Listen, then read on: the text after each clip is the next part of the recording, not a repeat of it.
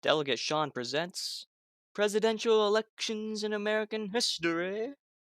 The 41st presidential election in American history took place on November 2nd, 1948. After Franklin Roosevelt died, Vice President Henry Wallace took over, and soon after, Nazi Germany surrendered to the Allied forces. Now, all eyes were on the Pacific theater of the war. Wallace was a bit conflicted about what to do, though. Upon assuming office, he quickly discovered the existence of the atomic bomb, which could theoretically end the war quicker. However, Wallace feared a massive loss of life and decided against it. Instead, Wallace launched an invasion of the Japanese home islands, known as Operation Downfall, and the results were pretty awful. Many people on both sides died, and the war went into a stalemate for a whole year. It only ended when the Soviet Union invaded themselves and split Japan in half.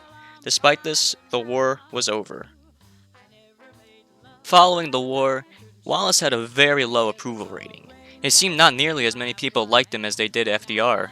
Not only that, several people in his own political party were turning against him. Some even went as far as to call him a communist. They tried to get Richard Russell, the governor of Georgia, to be the nominee instead of Wallace. But they failed, as Russell was unable to get enough delegates to unseat Wallace.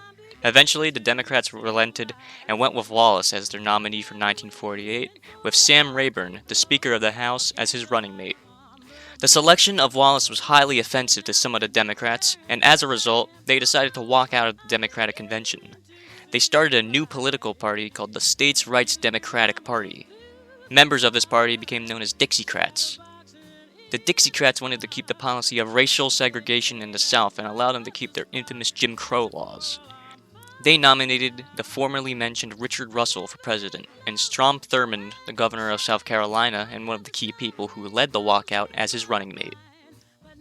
As for the Republicans, they tried to nominate General Dwight Eisenhower, but after Eisenhower declined, two candidates became the frontrunners for the nomination: Thomas Dewey, governor of New York and the Republican nominee in 1944, and Harold Stassen, the former governor of Minnesota and World War II naval commander. The two were neck and neck in the primaries, but after a publicized debate between the two regarding the legal status of the Communist Party, Stassen ended up winning the nomination. Stassen chose Senator Arthur Vandenberg as his running mate. Stassen and Vandenberg had a massive lead against Wallace and Rayburn. Early polls showed that Wallace wouldn't even win a single state. Stassen and the Republicans, for their part, were feeling fairly confident and assumed they'd win big. As I said before, Wallace was not a popular president and even had a hard time raising money for his campaign. Despite this, Wallace campaigned vigorously and it really started turning heads. Perhaps the results wouldn't be so lopsided after all. And here are the results. Harold Stassen easily won, becoming the 34th president in American history. Most people saw this coming, but no one expected how well Wallace performed. Stassen received 301 electoral votes and 48.6% of the popular vote. Wallace received 171 electoral votes and 47% of the popular vote. As expected, Richard Russell did well in the South. He received 59 electoral votes and 4.2% of the popular vote. Arthur Vandenberg became the 34th vice president in American history. I'll see you for the next election, buddy.